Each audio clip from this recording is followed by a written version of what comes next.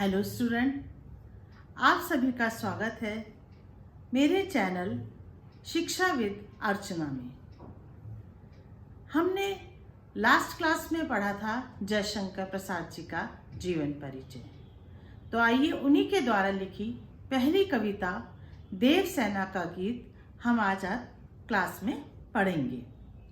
पंक्ति है, आहा वेदना मिली विदाई, आहा वेदना मिली विदाई, मैंने भ्रमवश जीवन संचित मधुकरियों की भीख लुटाई।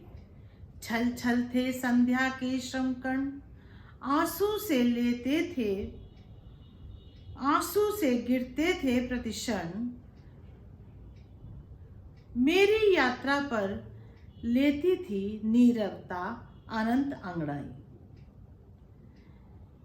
इन पंक्तियों में सबसे पहले हम लिखेंगे संदर्भ, फिर हम इसका प्रसंग लिखेंगे, फिर हम लिखेंगे इसकी व्याख्या और अंत में काव्य सौंदर्य। आप कहेंगे कि प्रसंग सहित व्याख्या का प्रश्न अब नहीं आता, पहले ये आता था 7 अंक का, किंतु अब इन प्रसंग, व्याख्या और संदर्भ में साथ ही काव्य सौंदर्य में आपके MCQ के प्रश्न बनते हैं। तो इसीलिए कविता की हर पंक्ति का हमें ज्ञान प्राप्त होना चाहिए। हमें पता होना चाहिए कि ये संदर्भ कहाँ से ली गई है कविता, और संदर्भ में सबसे पहले हम लिखेंगे कि प्रस्तुत कविता अंतरा भाग 2 के गीत देवसेना के गीत से ली गई है, जिसके लेखक हैं जयशंकर प्रसाद जी। और जयशंकर प्रसाद जी के नाटक स्कंदगुप्त के 5वें अध्याय से यह गीत लिया गया है। अब इसके बाद बेटा हम लिखेंगे प्रसंग। प्रसंग से अर्थ है कि जो पंक्तियां दी गई हैं उसकी पृष्ठभूमि क्या है, उसके आसपास क्या चल रहा था, क्या घटित हो रहा था।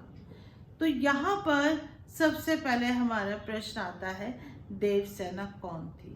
तो हम लिखेंगे कि भाई प्रस्तुत कविता में देवसेना जो मालवा के राजा बद्दूवर्मा की बहन थी, वह स्कंदगुप्त जो गुप्त साम्राज्य के राजा थे उनसे प्रेम करती थी, किंतु जब युद्ध में हुणों ने आक्रमण किया, युद्ध हुआ, बद्दूवर्मा स्कंदगुप्त की सहायता करते हुए मृत्यु को प्राप्त हो गया।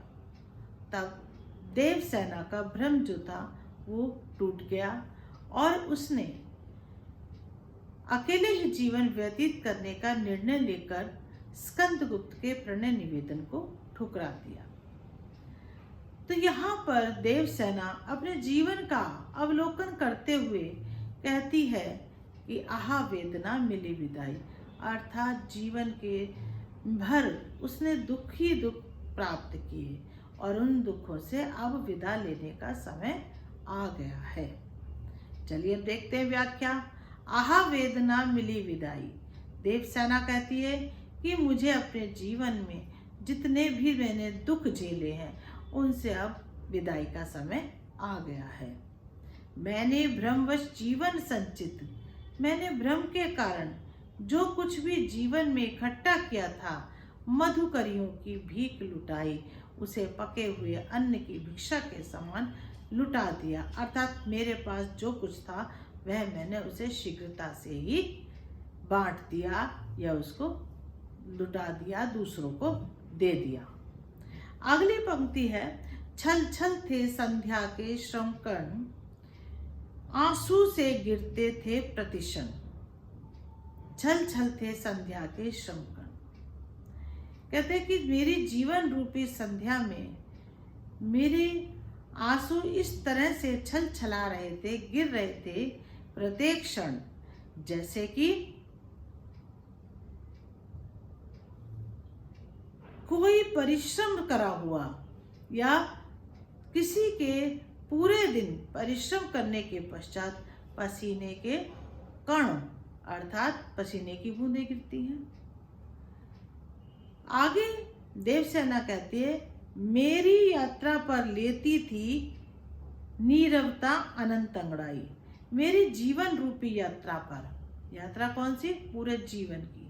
तो कहती है मेरी जीवन रूपी यात्रा पर कभी ना मिटने वाली नीरवता यानी खामोशी, कभी ना मिटने वाली खामोशी छा गई है।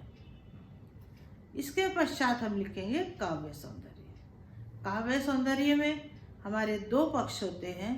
पहला होता है भाव पक्ष और दूसरा होता है शिल्प पक्ष या कला पक्ष।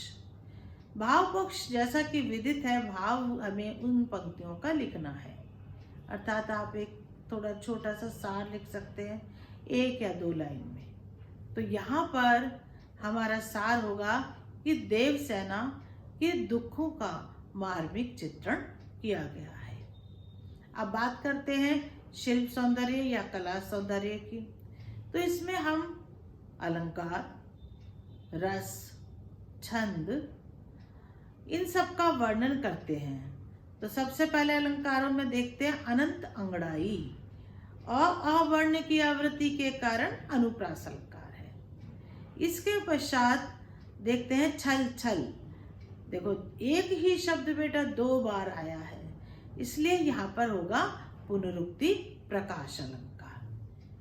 अब एक पंक्ति में हमने आपको पढ़ा है आंसू से गिरते थे। आंसू से, आंसुओं को किसके समान बताया है? परिश्रम के कणों के समान। तो उपमा की गई है, अर्थात उपमा अलंकार का प्रयोग किया गया है। अब आते हैं रस पर। तो यहाँ पर वियोग, विरह का चित्रण किया गया है। तो श्रृंगार रस जिसके 2 पक्ष होते हैं, संयोग श्रृंगार और वियोग श्रृंगार, यहाँ पर है वियोग श्रृंगार रस। और साथ ही हम कहेंगे छंद में कि किस मुक्तक छंद में कविता लिखी हुई है, साथ ही गीतात्मकता है कविता में, गील्यात्मकता है, संगीतात्मकता है, क्योंकि गीत है, गाए जा सकने वाली इसमें सभी खूबियों का वर्णन कवि प्रसाद जी ने किया है। तो आपका पहला पैराग्राफ हो गया। अब हम दूसरा पैराग्राफ लेंगे। देखिए, श्रमित स्वप्न की मधुमाया में, गहन विपिन की तरु छाया में। श्रमित परिश्रम करके, है ना, परिश्रम करके जैसे कोई मधुमाया यानी मीठे सपनों की में नींद में सो गया हो। पहले 4 पंक्ति को देखिए। गहन विपिन की तरु छाया में पथिक उनीदी, श्रुति में किसने यह विहाग की तान उठाई। पथिक होता है राहगीर, है ना। कहते हैं कि जैसे कोई पथिक राहगीर चलते चलते थक गया हो गहन विपिन की तरु छाया में। गहन गहरे जंगलों की में जो तरु छाया है, पेड़ों की छाया है, उसमें थका हुआ राहगीर आधी नींद में सो रहा है और उसमें उसको मीठे स्वप्न आ रहे हैं। तभी किसी ने विहाग राग की तान उठाई। विहाग राग गा दिया हो। विहाग राग क्या होता है बेटा?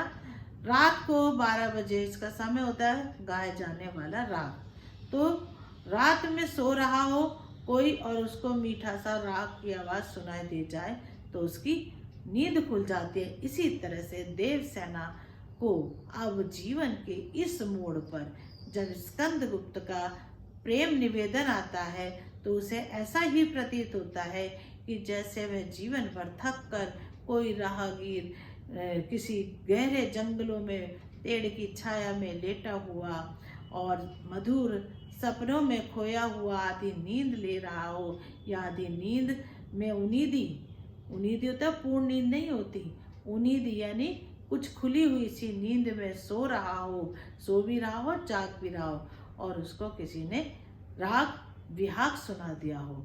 ऐसे ही स्कंदगुप्त का प्रणय निवेदन देवसेना को लग रहा है। आगे देखिए, लगी सतीष्ण दीठ थी सबकी, रही बचाए फिरती कबकी, सतृष्ण तृष्णा से भरी, भूख से भरी हुई दृष्टि आंखें। देवसेना कहती है कि उसकी तरफ चारों तरफ उसके एक तृष्णा से भरी हुई आंखें घूमती रहती थी और वह उन आंखों से अपने को बचाकर घूमती थी या बचाए फिरती थी। मेरी आशा आहा बावली, तूने खोदी सकल कमाई। मेरी आशा कवि शंकर प्रसाद जी देवसेना के माध्यम से कहते हैं कि मेरी आशा एक पागलपन के दौरे तक पहुंच चुकी थी।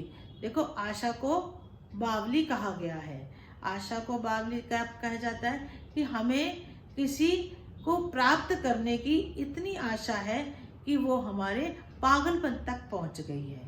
तो यहाँ देवसेना कहती है कि मेरी आशा पागलपन के दौर समय तक पहुंच गई है और आज मैंने जीवन भर की जो भी मेरी कमाई थी उसको खो दिया है।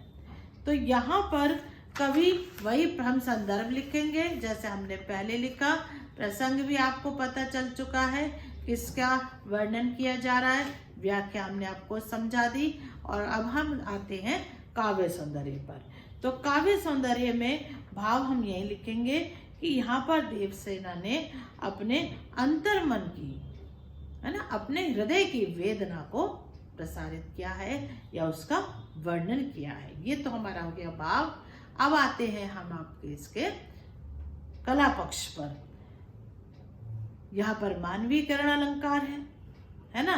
दीठ, दीठ होता है दृष्टि, देशस शब्द का प्रयोग किया है। साथ ही अनेक जगह पर संस्कृत निष्ठ भाषा का प्रयोग किया गया है। विहाग राग का प्रयोग बताया गया है कि विहाग राग क्या होता है।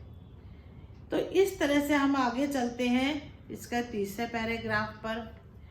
चढ़कर मेरे जीवन रथ पर, प्रलय चल रहा अपने पथ पर।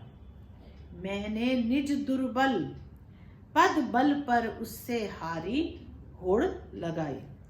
देवसेना क्या कहती है कि मेरे जीवन रथ पर, अर्थात जीवन रूपी, जीवन को एक रथ के समान बताया गया, रूपक अलंकार में बांधा है कि मेरे जीवन जो है वो एक रथ के समान हो गया है और उस पर प्रलय चढ़ गया है। अर्थात मेरा वह राग, मेरा वह रास्ता, उस पर जैसे प्रलय की आंधी आ गई है, प्रलय आंधी तूफान आ गए हैं। ये जानते हुए मैंने निज दुर्बल पद बल पर, यह जानते हुए कि मेरे जो पैर हैं वो बहुत ही दुर्बल हैं, कमजोर हैं, लेकिन फिर भी मैंने उससे हारी होड़ लगाई। अर्थात जो प्रलय, आंधी तूफान मेरे जीवन में छा रहे थे, आ गए थे, मैंने उनसे निरंतर संघर्ष किया और दुर्बलता को देखते हुए भी, मैं उससे ये जानते हुए भी कि मैं हार जाऊंगी, फिर भी मैंने होड़ अर्थात प्रतिस्पर्धा की। लौटा लो यह अपनी थाती, थाती होता है प्रेम भरी चिट्ठी। देवसेना कहती है कि तुम अपनी ये जो आपने निमंत्रण दिया है, मुझे प्रेम भरी चिट्ठी दी है, ये जो है इसको तुम लौटा लो, वापस ले लो। मेरी करुणा हा हा खाती, क्योंकि मेरे जीवन में जो है वो इतनी करुणा आ गई है कि वो करुणा मुझे खाए जा रही है। विश्व न संभलेगी मुझसे, इससे मन की लाज गंवाई। संसार में मैं तुम्हारी धरोहर को संभाल ना पाऊंगी और मैंने अपने मन की लज्जा तक गंवा दी है। इसलिए वह स्कंदगुप्त को कहती है कि मैं लज्जा विहीन हो चुकी हूँ, लज्जित महसूस कर रही हूँ और मैं इस भार से मुक्त होना चाहती हूँ। तुम अपना यह निवेदन जो है वापस ले लो।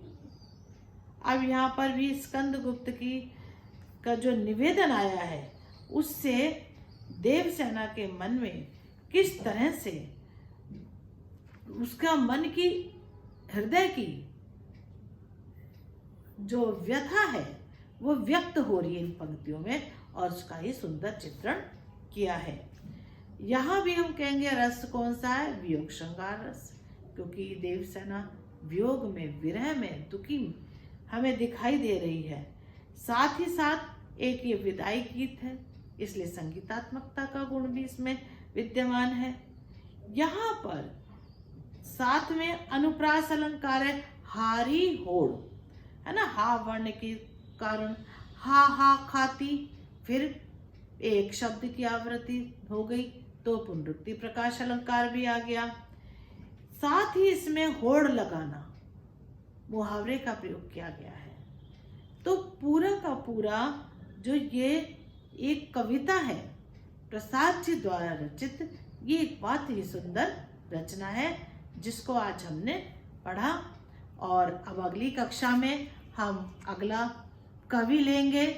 तब तक के लिए आप मेरे चैनल को सब्सक्राइब कीजिए, बेल आइकन को ऑन कीजिए और मुझे विदा दीजिए। अगली क्लास तक धन्यवाद।